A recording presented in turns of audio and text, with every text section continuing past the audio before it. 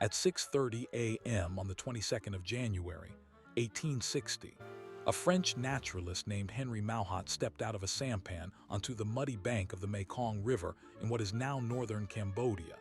He had been traveling for weeks through dense jungle, following rumors of an ancient city hidden in the forest.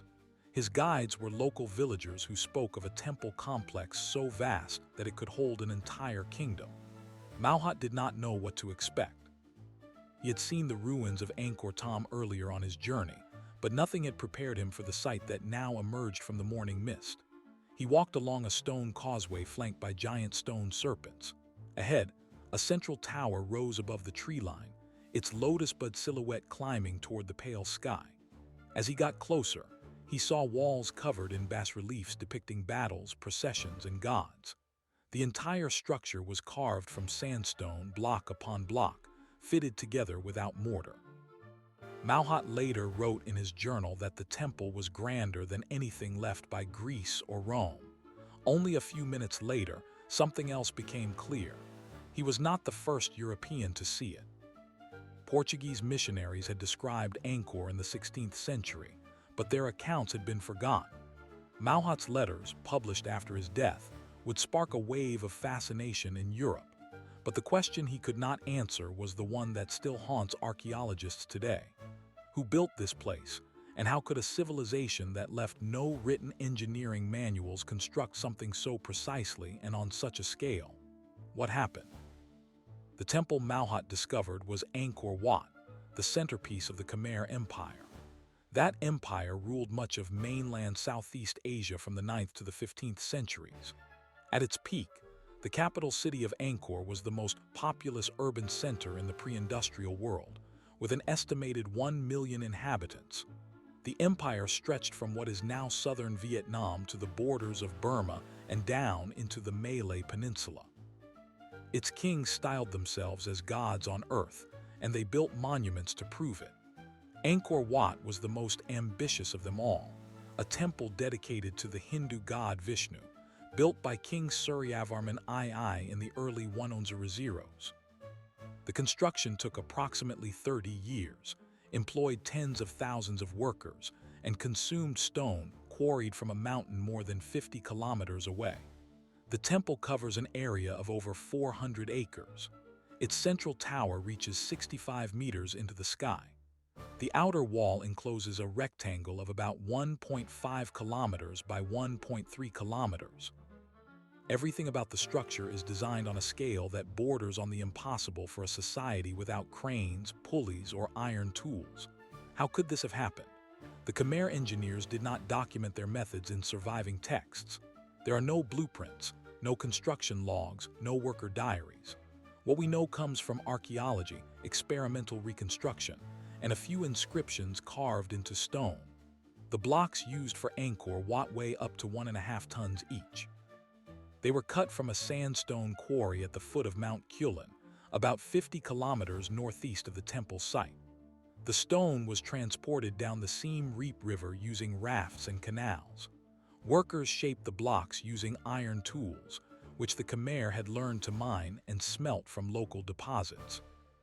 The blocks were stacked without mortar, relying on precise carving and the compressive weight of the stone to hold them in place. The joints are so tight that a knife blade cannot slide between them. The visible surface of the stone was polished to a mirror-like finish, then carved with reliefs that cover the walls of the galleries. The entire structure is aligned to the cardinal directions, with a margin of error of less than 1 degree. The central tower is positioned so that, during the spring equinox, the sun rises directly over its peak when viewed from the western causeway. Investigators in the modern sense, archaeologists and art historians, have slowly reconstructed the story of the build. They found evidence that the construction site was organized in a way that resembles a modern industrial operation. Blocks were prefabricated with numbered markers to indicate their position in the wall. Human labor was organized into rotating gangs of workers, likely conscripted from villages across the empire. The kings financed the project through taxation of rice surpluses. The water management system of the capital, which included massive reservoirs called barrays, supplied drinking water and irrigation for the vast population needed to support the workforce.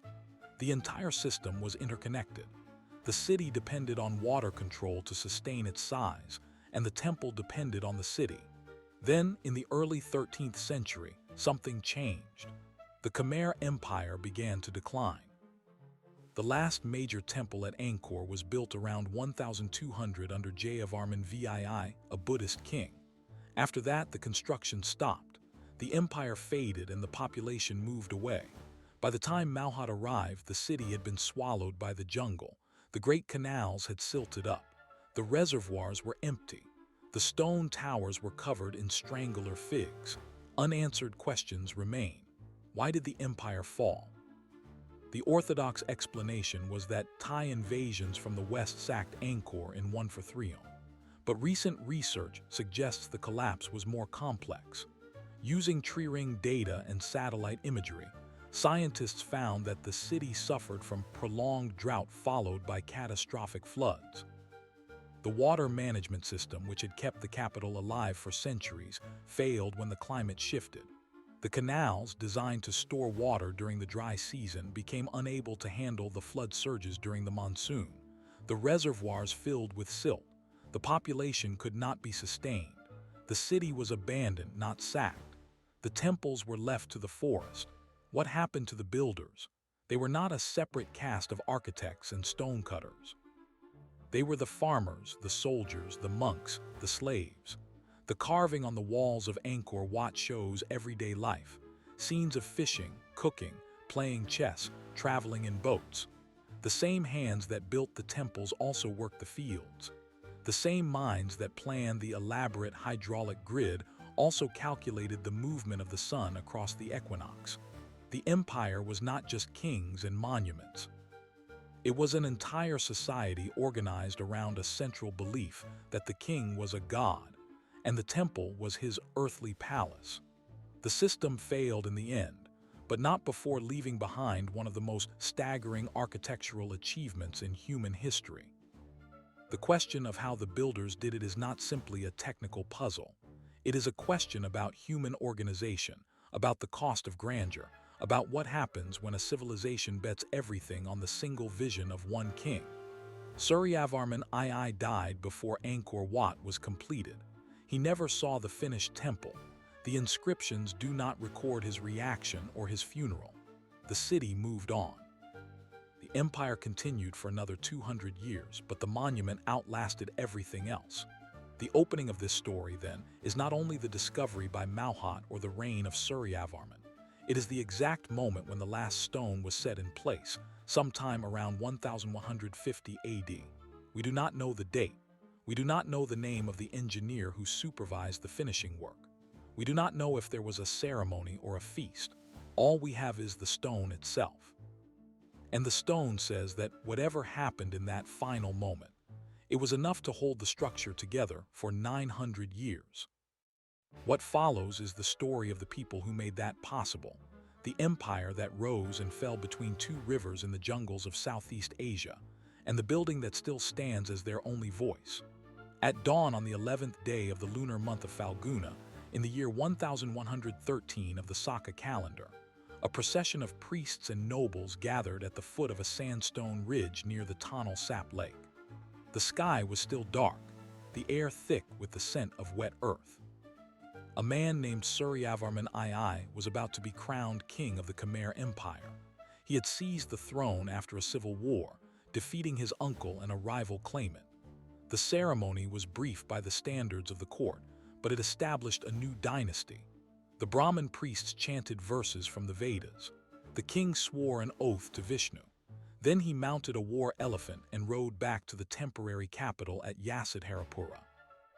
No one in that crowd could have known that this king would, within a decade, order the construction of a temple that would outlast every other monument in Southeast Asia. What happened next? Suryavarman II consolidated power quickly. He launched military campaigns against the Khams to the east and the Dai Viet to the north. He secured trade routes to China. He imposed taxes on rice fields and forests. By 1120, the treasury was full. The king wanted a monument that would rival the temples of his predecessors, but on a scale never attempted. He called for architects, engineers, and stonecutters to meet at the royal court. No surviving document records that meeting, but we know from the stone inscriptions left at the temple that the planning involved astronomical alignments, hydraulic calculations, and the mapping of an entire water system. The site chosen was a low mound of laterite and alluvial soil near the Siem Reap River, about 5 kilometers north of the lake. The land had to be leveled. The mound had to be raised. The canals had to be diverted. The first phase of construction began in Wonontwatwo. Workers dug a moat 200 meters wide around the perimeter of the site. The excavated material was used to build the central platform. The moat itself was not just a defensive feature. It was part of an elaborate water management system that would control the flow of rainwater and prevent the temple foundation from sinking. The Khmer engineers understood hydrology intuitively. They knew that a structure of this size, over 400 acres of stone and earth, could not be built on flat ground without a drainage system. So they built one. The moat connected to canals that fed into the Tonle Sap. The water level in the moat was maintained year-round, even in the dry season. This required a constant supply of water from upstream, which meant controlling the river flow with dams and sluice gates. The system worked for centuries. How did they build it? The stone came from the quarry at Phnom Kulen, 50 kilometers northeast. The blocks weighed up to 1.5 tons each. They were cut using iron chisels and hammers. The iron was smelted in small furnaces nearby, using charcoal from the forests. The Khmer had no steel, but they did have a technique of quenching the iron in water to harden it. The stonecutters marked each block with a number or a symbol, indicating its position in the wall. These markers have been found by archaeologists, carved into the hidden surfaces of the blocks. The blocks were then loaded onto rafts and floated down the Siem Reap River during the wet season. The journey took about 3 days. At the construction site, the blocks were unloaded and dragged onto wooden rollers. The workers used ropes made from palm fiber. The ramps were built from earth and timber, and they were dismantled after each layer was completed. The entire process was repeated for every course of stone, from the foundation to the central tower, which rose 65 meters above the ground. The work was organized by a system of labor conscription. Every village in the empire was required to send a certain number of workers for a set period. The workers were fed and housed in temporary barracks near the site. They worked in rotating shifts of 10 days on, then 10 days off. The total workforce at any given time is estimated at 30,000 people, but over the 30-year construction period, hundreds of thousands of people passed through the site. The king paid for the food, the tools, and the materials through taxes collected from the rice fields. The rice was stored in granaries and distributed by officials. The entire economy of the empire was redirected toward this single project. Between 1122 and 1135, the outer walls, the moat, and the central sanctuary were completed. Then the carving began.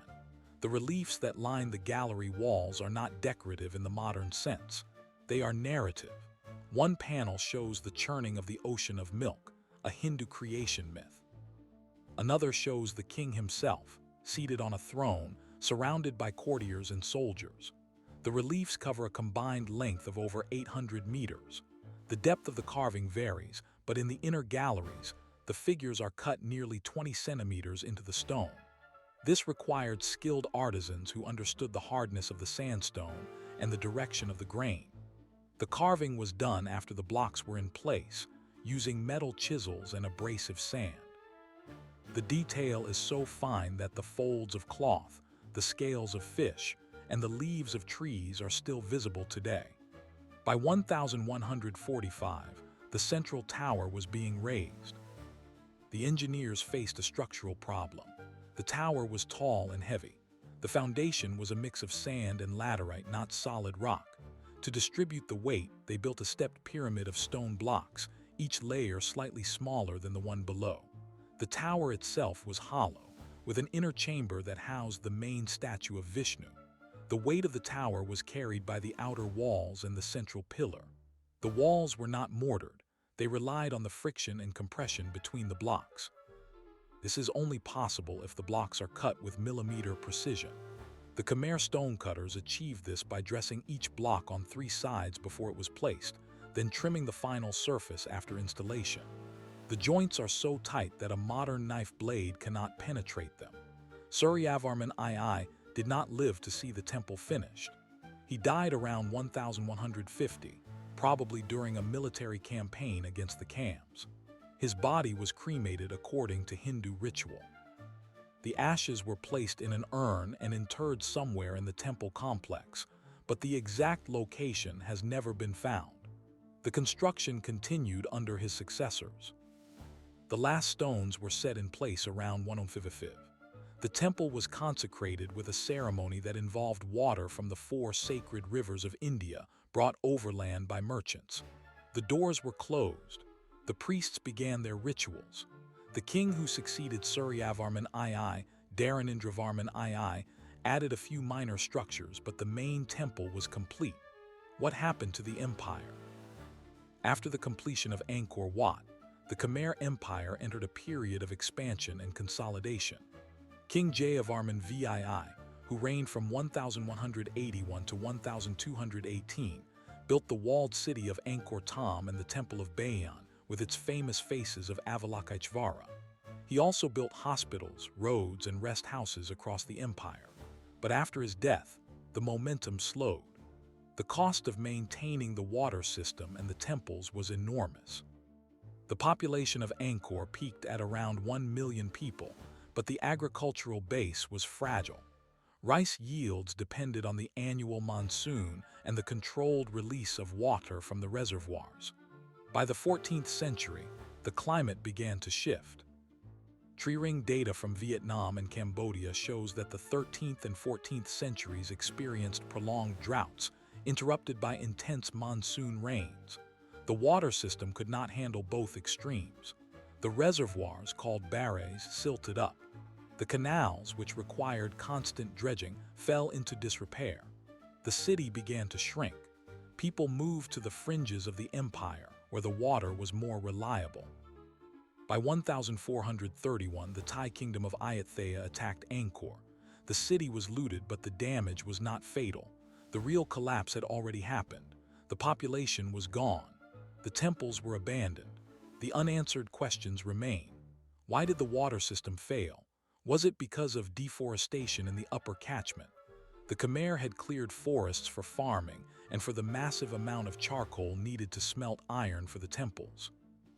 Deforestation may have changed the runoff patterns, causing more erosion and faster siltation.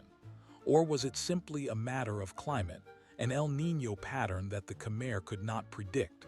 The science is still incomplete. Another question: what happened to the knowledge of the builders? After the fall of Angkor, the technique of constructing stone temples with dry-laid blocks and narrative reliefs was lost. Later Cambodian temples were built of brick and wood. The skill of quarrying and dressing sandstone on such a scale disappeared for centuries. When the French arrived in the 19th century, they found the local population living in stilt houses, fishing in the lake, and worshipping at small Buddhist shrines. They had no memory of the imperial past. The story of the Khmer Empire is not just about kings and temples. It is about the relationship between human ambition and the environment. Suryavarman II built Angkor Wat on a scale that required the full mobilization of the state. That mobilization succeeded for a time, but it also created dependencies that could not be sustained when the climate changed. The temple endured because it was built from stone, but the society that built it was built from water, and water is not permanent. Today, Angkor Wat is a UNESCO World Heritage Site visited by millions of tourists each year. The stone is still there. The carvings are still visible, but the questions remain. How did they move the stones? How did they align the towers with the equinox? How did they feed a workforce of tens of thousands for 3 decades without modern logistics? The answers are slowly emerging from the soil and the satellite imagery. But the full story, the human story of the men and women who lifted those stones is lost. The only witness is the stone itself, and the stone, as always, is silent.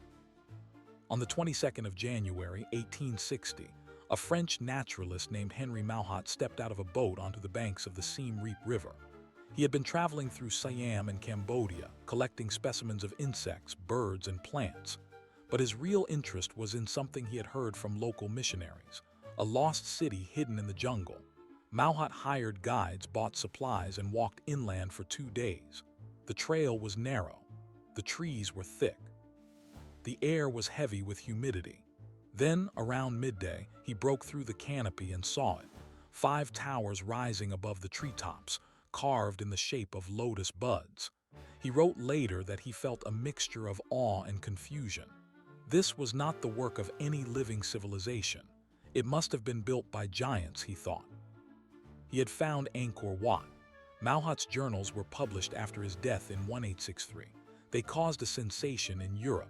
The public imagined a lost race, a forgotten empire, but the truth was more complicated. The local Khmer people had never forgotten the temple. Buddhist monks had maintained a small shrine inside the central tower for centuries. Villagers knew the names of the gods carved into the stone. The ruins were not lost. They were just ignored by the outside world. And the outside world had its own reasons for wanting to discover them. In 1863, France established a protectorate over Cambodia. French administrators, archaeologists, and engineers began arriving in Angkor. They cleared vegetation. They mapped the site. They photographed the reliefs. And they asked the same questions that we still ask today. How did this happen? Why did it fail? What can we learn? One of the first things the French noticed was the water system. They found the remains of the West Barre, a reservoir 8 kilometers long and 2.1 kilometers wide. It held an estimated 40 million cubic meters of water. They found the East Barre, similar in size but now dry. They found the canals, some of them still visible as depressions in the ground. The system was larger than any pre-industrial water network in Europe. It was designed to capture monsoon rains, store them through the dry season, and distribute the water to the rice fields through a network of gates and channels. The engineers had understood hydrology. They had built spillways to prevent flooding. They had constructed dikes to raise the water level. The system worked for 500 years. Then it stopped. What happened? Investigators in the late 20th century began to look at the evidence systematically.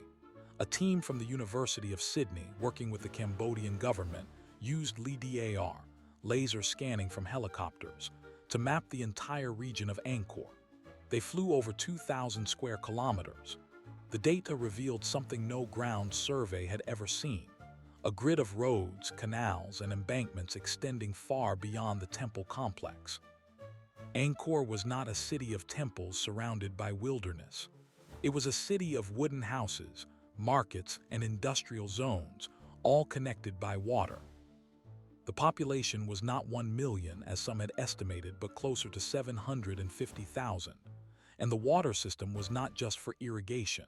It was for urban supply. Every neighborhood had its own small reservoir. Every house had a cistern. The Khmer had created a hydraulic civilization, but LiDAR also showed the fractures. The canals were not straight. They had been modified over centuries, patched, rerouted, and widened. The barrays had been dredged, but the silt had accumulated faster than the Khmer could remove it. Tree rings from the region showed a pattern. Between 1240 and 1270, there was a severe drought. Then between 1300 and 1350, there was another. During the dry spells, the water level in the barrays dropped. The canals dried up. The rice fields cracked. Then, after the drought, the monsoon returned with unusual intensity. The soil, already weakened, eroded. The canals filled with sediment. The gates jammed. The system could not recover. In 1319, a Chinese diplomat named Zhou Daguan visited Angkor. He wrote a detailed account of daily life. He described the king, the court, the markets, the fishermen, and the monks. He noted that the houses were built of wood and thatched with palm leaves. He never mentioned stone temples being under construction. The great building projects had already ended. The canals were still functioning, but only barely. Joe Dogwin reported that the city was crowded, but he also noted that the population seemed to be shrinking. Villages outside the walls were abandoned. The rice harvests were poor. He did not know why. The collapse was not a single event. It was a slow unraveling. By 1350, the water system was so degraded that the central city could no longer support a large population. The elite moved south to the region around Phnom Penh, where the Mekong River provided a more reliable water source. The temples were left to the monks and the forest. When the Thai army attacked in 1431, there was little resistance. The city was already empty, but the question of what really ended the Khmer Empire remains open. Some researchers point to the religion shift. Hinayana Theravada Buddhism spread from Sri Lanka and Burma into mainland Southeast Asia during the 13th century. The new faith emphasized personal salvation rather than divine kingship. The Khmer kings converted, but the temple priests lost their power. The labor conscription system that had built Angkor Wat was linked to the Hindu god-king cult. When the king became a mortal Buddhist, the rationale for massive public works disappeared. The state could no longer compel villages to send workers. The canals were not maintained. The fields went dry. Other researchers point to the economy. The Khmer Empire was a rice surplus economy. The surplus supported the elite, the army, and the construction projects. But the surplus depended on the water system. When the system failed, the surplus vanished. The elite had no revenue. The king could not pay his officials. The empire fragmented into smaller kingdoms. The Khmer language itself changed, incorporating more Thai and Pali words. The classical Khmer of the temple inscriptions was no longer spoken. How could this have happened? The Khmer engineers knew how to build canals. They had done it for centuries. But they did not anticipate the long-term effects of deforestation. The hills north of Angkor were forested. The forest held the soil in place. When the forest was cleared for timber and charcoal, the soil began to wash into the rivers and then into the canals. The Khmer could not stop the siltation. They did not have the technology to dredge on a large scale, and they did not have a feedback system that told them they were losing the battle.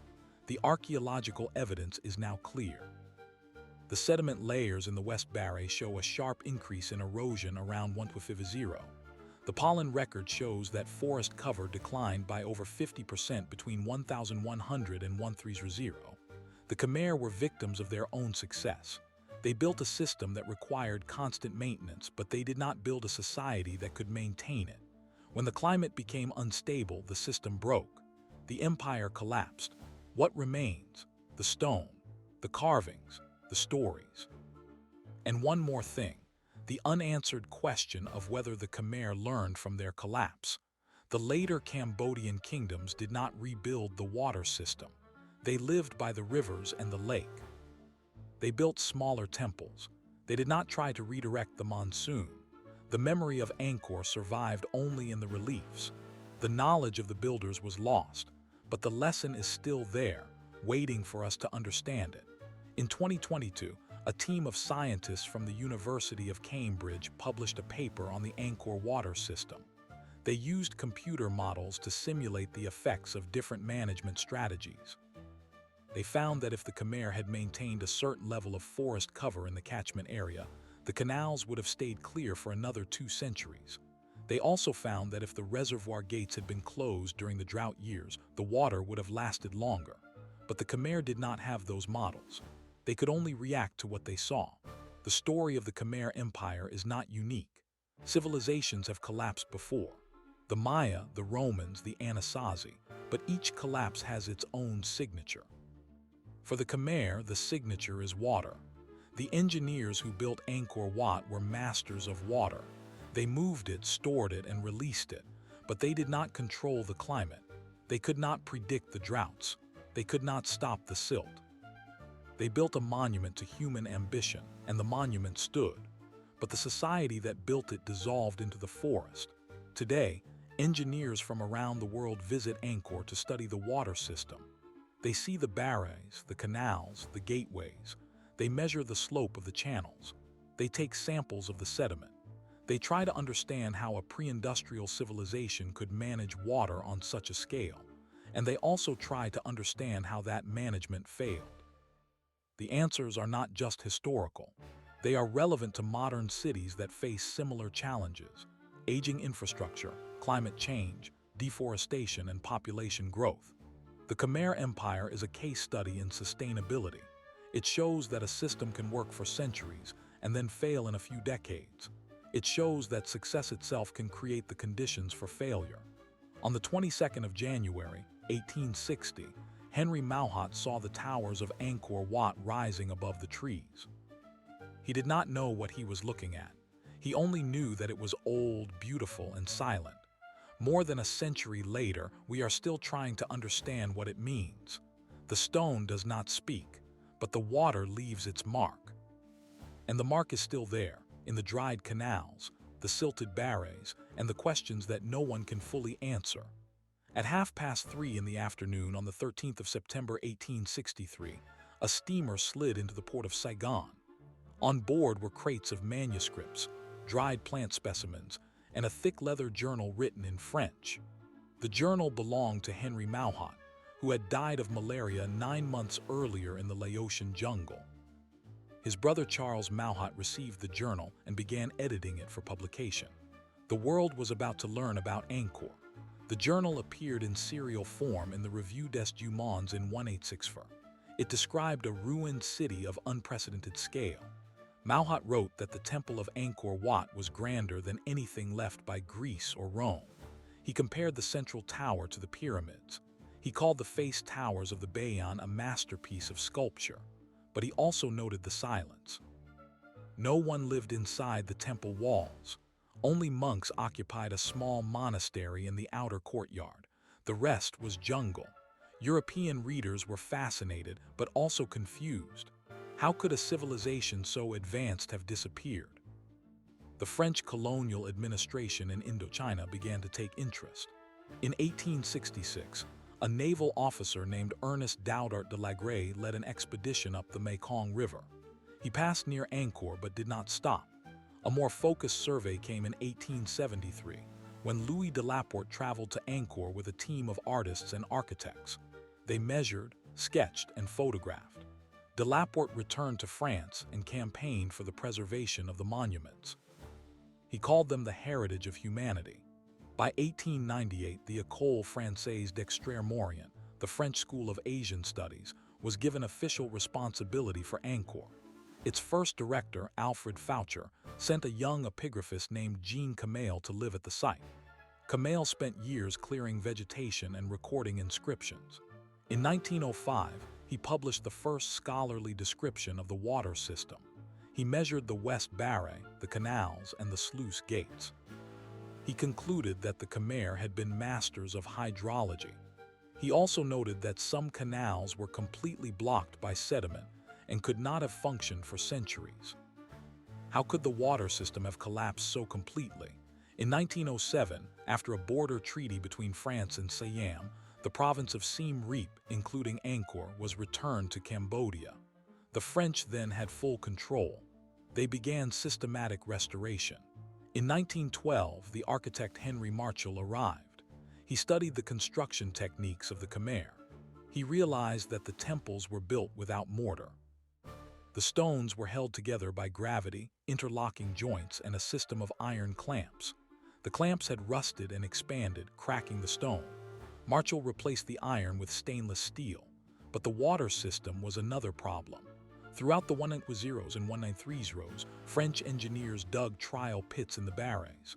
They found layers of silt 2 to 3 meters thick. Below that, they found the original clay lining of the reservoir, still intact. They estimated that the West Baray had lost about 70% of its capacity by the time the empire collapsed. The clearance of forest in the catchment area had accelerated erosion by an order of magnitude. The Khmer had no concept of watershed management. They simply cleared land for farming and timber. The soil that washed into the Baray was lost forever. In 1931, The French archaeologist Georges Coedes published the first comprehensive history of the Khmer Empire. He used the Sanskrit and Old Khmer inscriptions found on temple walls in stele. He reconstructed the sequence of kings, wars, and construction projects. He noted that after the reign of Jayavarman VII in the early 13th century, no new stone monuments were built. The last major inscription was dated 1300. After that, the written record went silent. Coedes speculated that the empire had weakened from within. He did not mention climate. The paleoclimate data did not exist yet. By 1953, Cambodia gained independence from France. Angkor became a symbol of national pride, but the country was poor. The monuments continued to deteriorate. Tourists came in small numbers. Then in 1970, the Cambodian Civil War broke out. The Khmer Rouge seized Angkor in 1973. They used the temples as military positions. In 1975, when they took the entire country, they closed Angkor to the public. The temples were abandoned again. Trees grew unchecked. Looting became rampant. Statues were decapitated and sold on the black market. What happened to the water system during those years? No one maintained the canals. The West Barre silted further. The East Barre, which had already been dry for centuries, was used by the Khmer Rouge for rice paddies. The ancient reservoirs that once held millions of cubic meters of water became shallow ponds. The knowledge of how to manage the system had been lost 3 centuries before. After the fall of the Khmer Rouge in 1979, Angkor remained dangerous for years. Landmines surrounded the site. It was not until 1986 that a restoration project by the Archaeological Survey of India began work on Angkor Wat. They cleaned the stone, removed moss, and stabilized the galleries. But they made mistakes. They used chemicals that damaged the carvings. The water table had dropped due to groundwater pumping for nearby hotels. The stone began to deteriorate more quickly. In 1992, UNESCO placed Angkor on the World Heritage List and simultaneously on the list of World Heritage in Danger. It was a rare double listing. The international community committed to saving the site. The International Coordinating Committee for Angkor, the ICC Angkor, was established in 1993. 28 countries participated. Each country adopted a monument or a section of the water system. Japan took on the Bayon. France worked on Banti Esray. The World Monuments Fund began stabilizing the terrace of the Leper King, but the water system remained the most difficult challenge. In 1998, a team of Japanese engineers began studying the West Barre. They found that the reservoir had been partially restored in the 1990s by the Cambodian government. A sluice gate was rebuilt.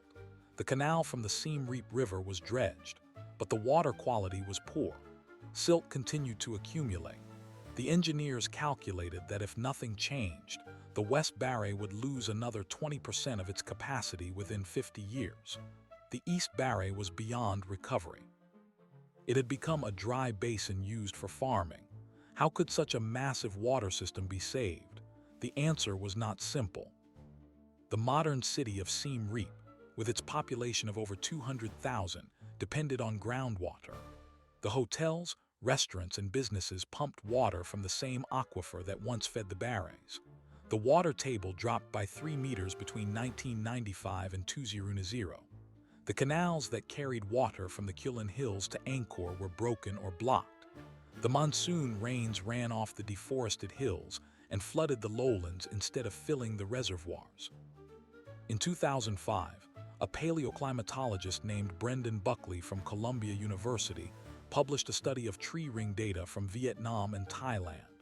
The data extended back 800 years.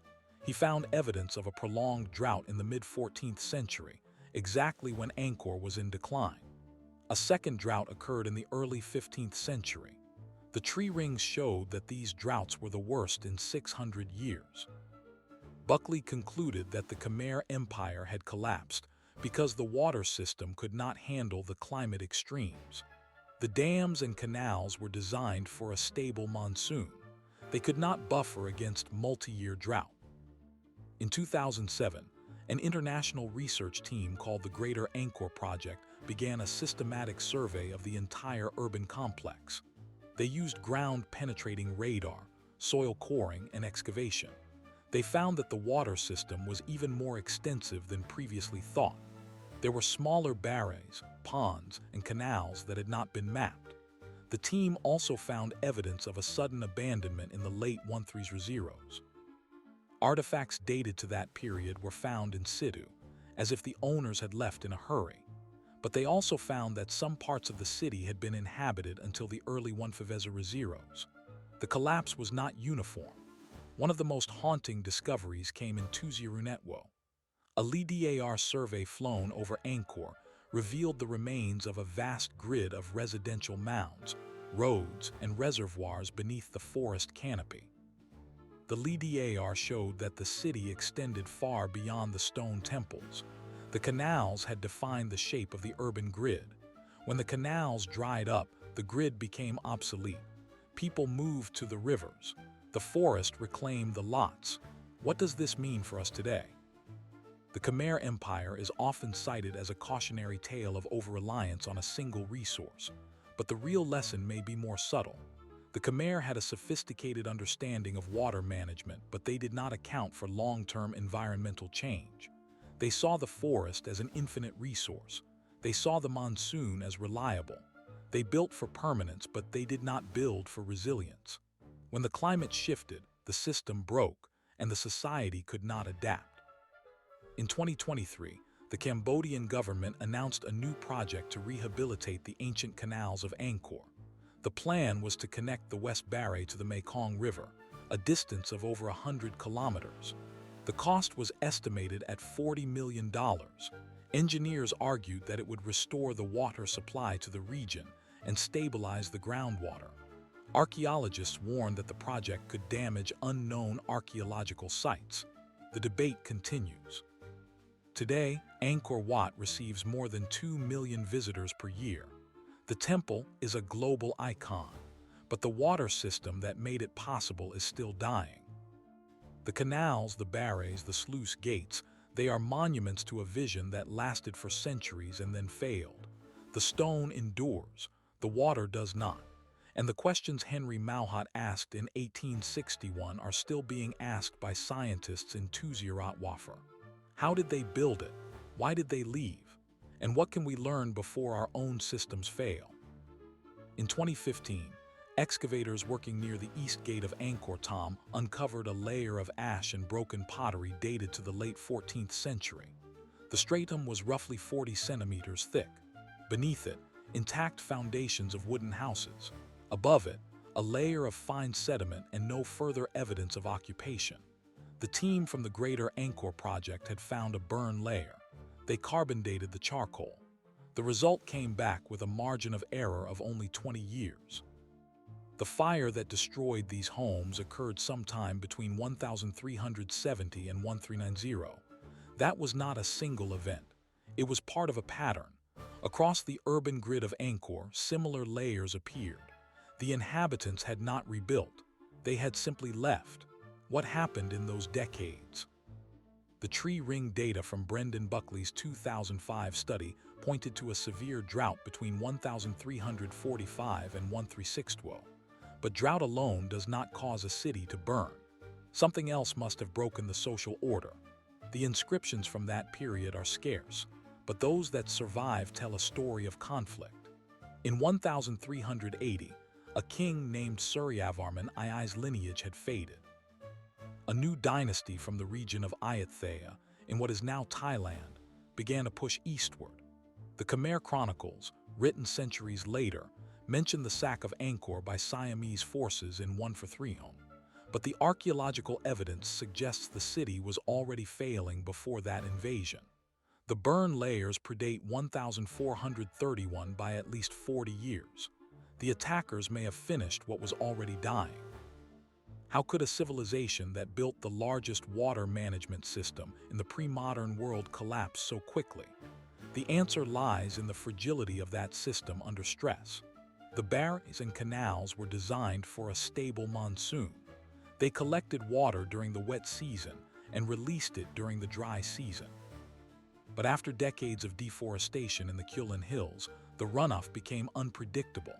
The soil that washed into the canals reduced their capacity. During the drought of the 1340s, the West Barre may have dropped to less than half its normal volume. The rice paddies dependent on that water failed. With no grain surplus, the king could not pay the administrators, the army, or the temple priests. The central authority weakened. Local warlords began to assert control. The infrastructure suffered from neglect. It was a cascade. In 2007, a soil core taken from the bed of the West Barre revealed a sudden change in sediment composition around 1370. The layers shifted from fine clay, indicative of standing water, to coarse sand and gravel, indicative of drought and erosion. The reservoir had gone dry. Above that sand layer, no further water-laid sediment appeared. The Barre never refilled for an extended period again. It became a dry basin used for temporary agriculture. The same pattern appeared in the East Barre, which had already been silted for centuries. The entire system had reached a tipping point. The investigators of the Greater Angkor Project, led by archaeologist Roland Fletcher, published their findings in 2020. They estimated that the urban complex of Angkor covered at least 1,000 square kilometers at its peak. That is larger than many modern cities. The population may have reached 1 million people, feeding that many required an agricultural system that relied on the water management network. When the network failed, the population had three options: leave, starve, or fight. The burn layers suggest they fought, but there is another factor that the earlier researchers missed. The shift from Hinduism to Theravada Buddhism that began in the 13th century may have undermined the ideological foundation of the empire. The Hindu kings derived their legitimacy from the god Shiva or Vishnu, represented by the central temple. The king was a Devaraja, a god-king. When the crops failed and the temples fell silent, the people might have questioned the king's divine power. Theravada Buddhism, which arrived from Sri Lanka via Burma, offered a different path, one focused on personal merit rather than royal patronage. The new religion spread quickly among the common people. The old temple networks lost their importance. The economy that had been built around temple donations collapsed. In 2019, a team of Australian researchers used ground-penetrating radar to map the buried remains of a major Theravada Buddhist monastery built on top of a former Hindu temple enclosure dated to the late 15th century. The monastery was not built with stone. It was made of wood.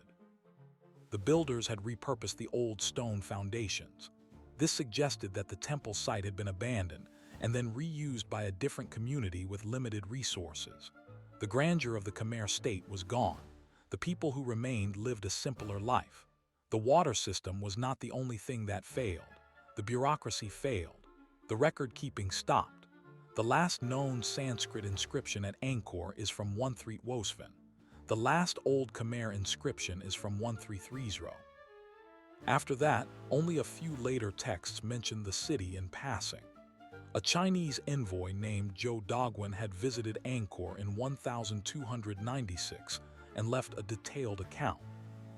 He described the city as bustling with trade, with houses along the canals and markets selling goods from China and India. He noted that the king wore a crown of gold. 200 years later, when another Chinese expedition arrived in 1500, they found a ruined city overgrown with jungle. No one could read the inscriptions. The knowledge of the Khmer script had been lost. How could a literate civilization lose its written language? The answer is that literacy was concentrated in the elite, the priests and the court scribes. When the court vanished, the scribes vanished with them. The common people spoke Khmer but did not write it. The language survived, but the writing system did not. The memory of the great kings and their temples faded into folklore. The temples became haunted places, avoided by locals. The canals became natural streams. The barres became swamps. In 1960, the French historian Bernard-Philippe Grosllier proposed a theory of hydraulic despotism for the Khmer. He argued that the absolute power of the king was necessary to maintain the massive water system. When the king's power weakened, the water system collapsed. Later research complicated this view. The barrays were not built by slaves alone. They required organization, but that organization came from a hierarchy that included regional officials and village leaders. The system was not as centralized as Grosslier believed, yet the collapse still followed the same trajectory: degradation, loss of control, abandonment. The question of why the Khmer did not adapt is still debated. They could have dug deeper wells. They could have switched to dryland rice. They could have repaired the canals. But adaptation requires resources, and resources were already scarce. The decision not to build new stone monuments after the early 13th century suggests that the economy was already in decline. Jayavarman VII's ambitious building projects had exhausted the treasury. The temples built after his reign were smaller and less ornate. The last major construction was the Angkor Wat itself, which was actually started earlier but continued for decades. The effort to maintain the old structures was already too great. In 2021, a collaborative study between the University of Sydney and the Cambodian Ministry of Culture used satellite imagery to track changes in the Siem Reap River watershed over the past 60 years. They found that the rate of deforestation had accelerated since the 1970s. The area around Phnom Kulen lost 30% of its forest cover between 1975 and 2010. The runoff now carries massive amounts of sediment into the West Baray. The reservoir loses about 1% of its capacity each year due to siltation. If this trend continues, the West Baray will be unusable within another century. The same forces that killed the Khmer water system are now killing its remains. The irony is that modern Cambodia is repeating the agricultural mistakes of the past. Farmers clear land for cashew and rubber plantations on the slopes of the Kulen Hills. The topsoil washes down during monsoon rains. The canals that once carried water to the temples now carry mud. The groundwater is pumped for hotels in Siem Reap. The water table drops. The foundations of Angkor Wat itself are beginning to shift. In 2017, the temple's central sanctuary was closed to visitors after cracks appeared in the stone. Engineers blamed the dehydration of the clay beneath the foundation. The lessons of the Khmer Empire are not simply about environmental mismanagement. They are about feedback loops. The empire built a system that worked for centuries under stable conditions. When conditions changed, the system did not bend, it broke.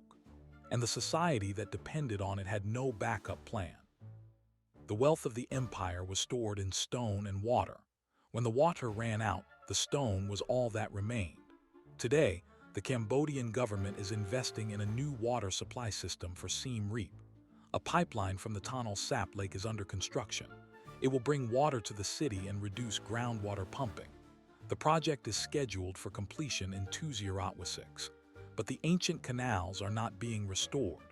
They are considered too expensive and too risky archaeologically. The decision is understandable, but it means that the last relics of the Khmer water system will continue to silt up and fade into the landscape. The final mystery of Angkor may never be solved completely. The exact date of the last abandonment, the precise sequence of events, the true role of climate versus invasion versus religion, these questions remain open. But the broad arc is clear. The Khmer Empire built one of the most impressive civilizations in human history on a foundation of water. When that foundation gave way, the civilization disappeared. The temples remained as monuments to human ambition and human fragility. On a January morning in 1861, Henry Mouhot stood in front of Angkor Wat and wrote in his journal that the temple was grander than anything left by ancient Greece or Rome. He was right about the grandeur. He could not have known that the very thing that made it possible, the water, was also what made it perishable. The stone endures as it has for 9 centuries. The water does not. And the silence of the empty canals is the sound of a question we cannot ignore. On the 16th of December 2023, a team of archaeologists from the École Française d'Extrême-Orient announced a new discovery in the Phnom Kulen range. They had been using LiDAR scanning to map the forest canopy, and found the remains of a previously unknown quarry. The quarry was dated to the early 11th century. The reign of Suryavarman I stone blocks scattered across the site showed tool marks consistent with the blocks used in the outer wall of Angkor Thom. But the discovery was not about the stone itself. It was about the logistics. The quarry was located nearly 40 kilometers from the temple site. The blocks weighed several tons each. How the Khmer transported them overland remains an open question. No traces of roads or canals connecting the quarry to Angkor have been found. The LiDAR images showed only a series of small ponds near the quarry, possibly used for wetting the ground to slide the blocks. But the effort required would have been staggering, and it raises a deeper question.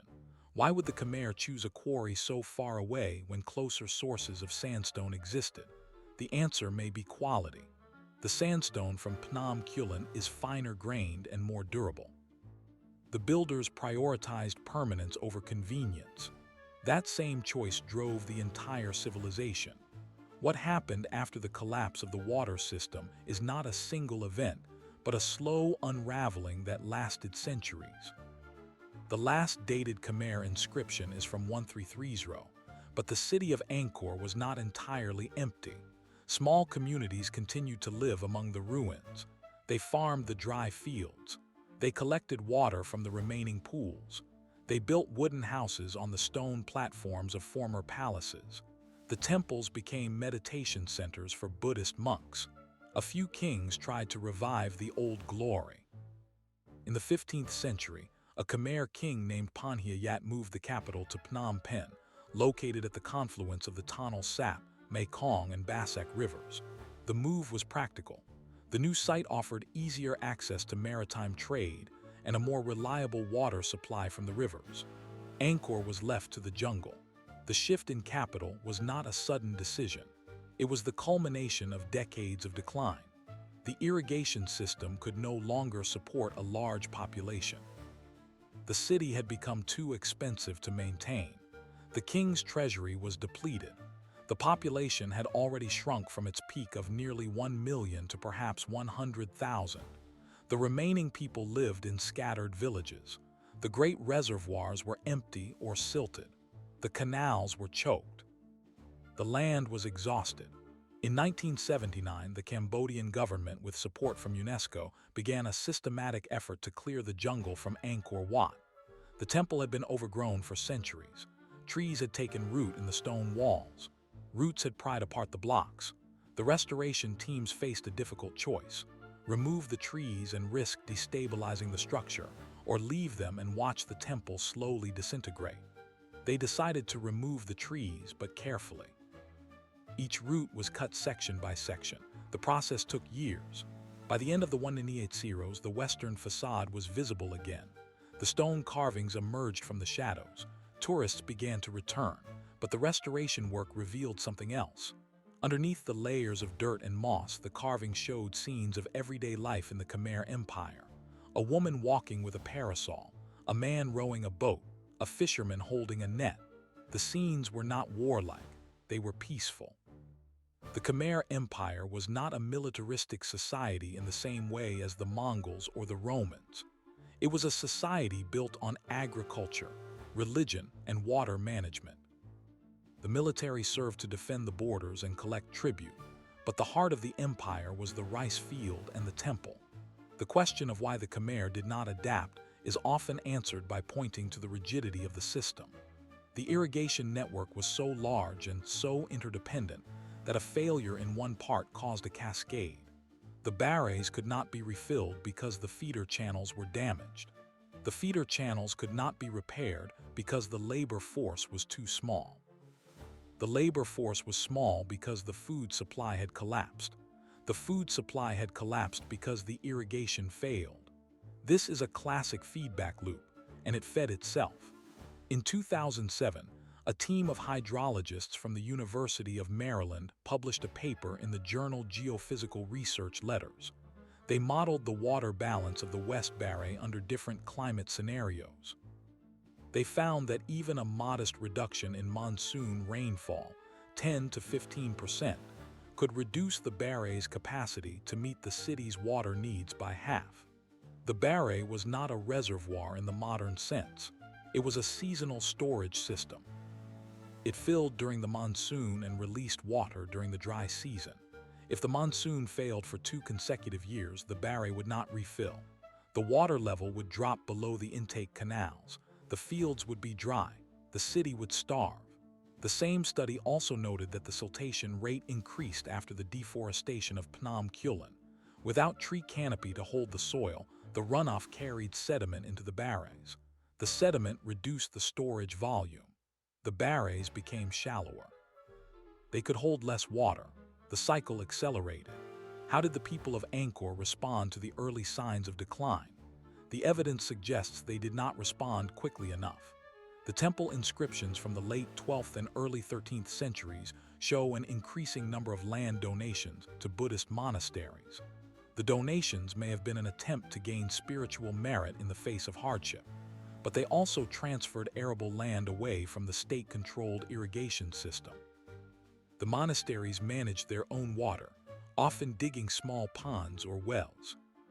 This decentralization may have provided some resilience in the short term, but it weakened the central authority that maintained the main canals. The state lost control of water distribution. The system became fragmented. In 2018, a Cambodian-American archaeologist named David Kyle examined the patterns of settlement abandonment around Angkor. He used satellite imagery and ground surveys to map the locations of late-period villages. He found that the villages were clustered near the remaining perennial streams, not near the barrages. The people had moved to where water was still available. They had abandoned the engineered water system and returned to natural sources. This shift may have saved some lives, but it also meant that the population could not grow. The land could not support a large city. The empire was effectively dead. The final chapter of the Khmer Empire is not a dramatic battle or a siege. It is a slow dissolution. A few kings continued to rule from Phnom Penh, but their authority was limited. The Thai kingdom of Ayutthaya, which had been a vassal of the Khmer, became independent and eventually attacked Khmer territory. In 1431, Ayutthaya sacked Angkor. The sack was not a destruction of the city, it was more of a looting. The Thai army took statues, gold, and prisoners, but the city was already largely empty. The sack simply removed the last traces of royal power. Angkor became a ghost town. The empire did not fall, it faded. The people did not disappear. They became the modern Cambodians. Their language, culture, and religion survived. But the great civilization of the God Kings was gone forever. Today, the temples of Angkor receive over 2 million tourists each year. The stone walls are polished by millions of hands. The bas-reliefs are fading from the touch of fingers and the humidity of breath. Conservators apply chemicals to slow the decay. But the stone is not the only thing that is fading. The memory of the water system is fading. Visitors walk through the courtyards and admire the carvings, but they rarely see the canals. The canals are buried under earth and grass. They look like natural depressions in the ground. Only a trained eye can recognize them. On the 27th of January 2024, a group of schoolchildren from Siem Reap visited Angkor Wat with their teacher. The teacher pointed to a shallow ditch running along the edge of the temple complex. "That is a canal," she said. "It brought water from the Kulen Hills to the city. The water made this temple possible." The children stared at the ditch. It was filled with weeds and plastic bottles. A few rain puddles stood in the bottom. The canal was the only visible remnant of the system that had once sustained an empire. The teacher later told a reporter that she tried to explain the importance of the canals, but the children found it hard to understand. "They think the history is only about the temples," she said. "They don't see the water." And that is the core of the story. The temples are visible. They endure. They are made of stone that lasts for centuries. The water is invisible. It flows and disappears.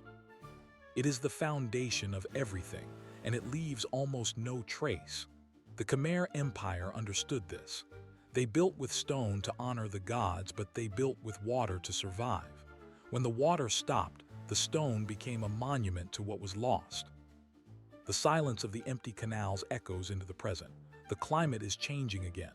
The monsoon patterns are shifting. The water table is dropping. The temples are cracking. The modern world is building its own water systems, dams, pipelines, desalination plants, but those systems also rely on stable conditions. If the conditions change, the same feedback loops may begin. The question the Khmer Empire left us is not about the past. It is about the future, and the answer is not in the stones. It is in the water.